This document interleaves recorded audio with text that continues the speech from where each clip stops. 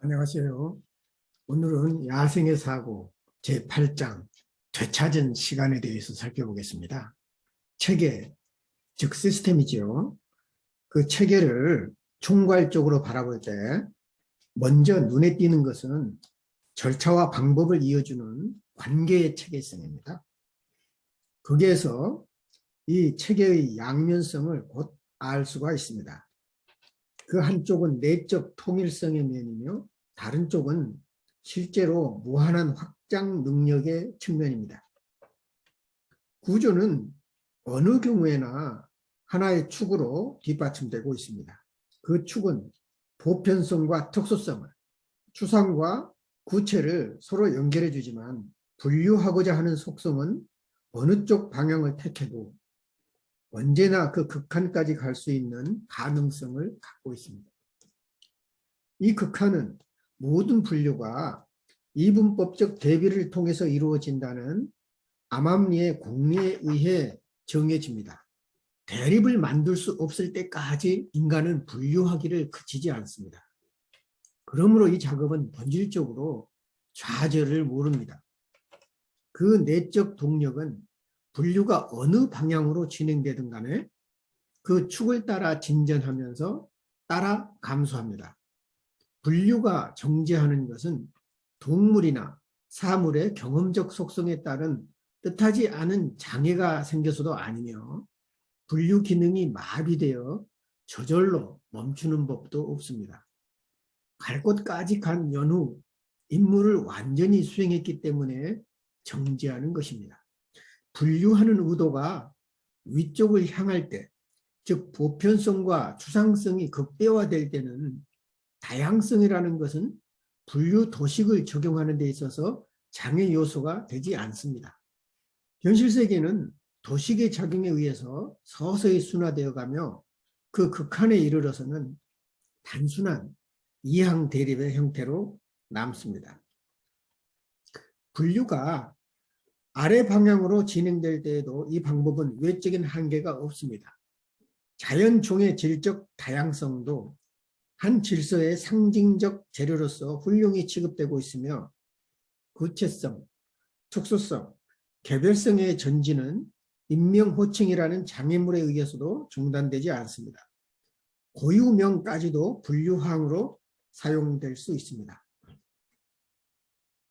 나에게 야생의 사고라는 것은 야만인의 사고도 아니며 미개인이나 원시인의 사고도 아닙니다.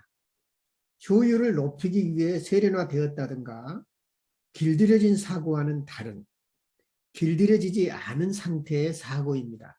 세련화된 사고는 지구상의 몇몇 지역에 역사상으로도 얼마간의 시기에만 나타나는 것이어서 민족지적 정보와 이러한 정보의 수집과 취급 과정에서 획득하는 본능적인 민족지적 감각을 갖추지 못했던 꽁트가 야생의 사고를 세련화된 사고에 앞선 정신활동 양식으로서 회고적인 형태로 파악한 것은 당연합니다. 오늘날 우리는 이 양자가 공존하며 상호 침투할 수 있다는 것을 보다 잘 이해할 수 있습니다.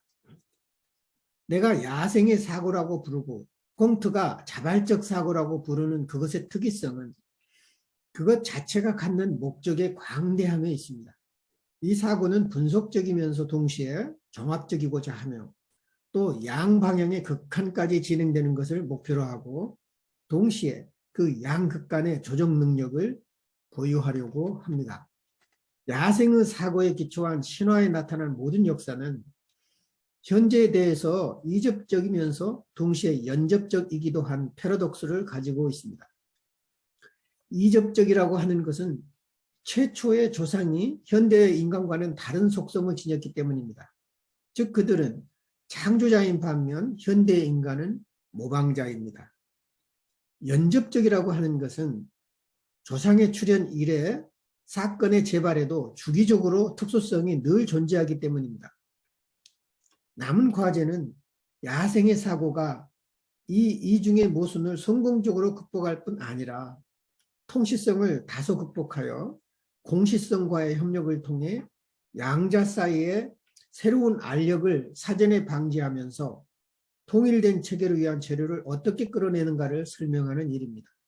의례를 통해 신화의 이접적 과거는 한쪽으로는 생리적, 계절적 주기성에, 다른 쪽으로는 전 세대에 걸쳐 산자와 죽은 자를 연결하는 연접적 과거에 연결됩니다. 토템 신화 때 제기된 순수 역사를 야생의 사고 중에서 재발견할 수 있습니다. 신화가 그려내는 그림은 상징적이고 왜곡된 감이 있지만 토템 신화의 사건은 사실과 유사한 점을 갖고 있습니다. 그러나 그것이 그리 큰 문제는 아닙니다.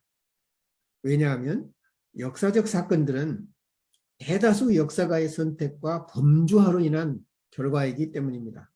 신화상의 역사는 그것이 사실이 아니더라도 역사적 사건 고유의 특성이 순수하고 선명한 형태로 명확하게 제시됩니다.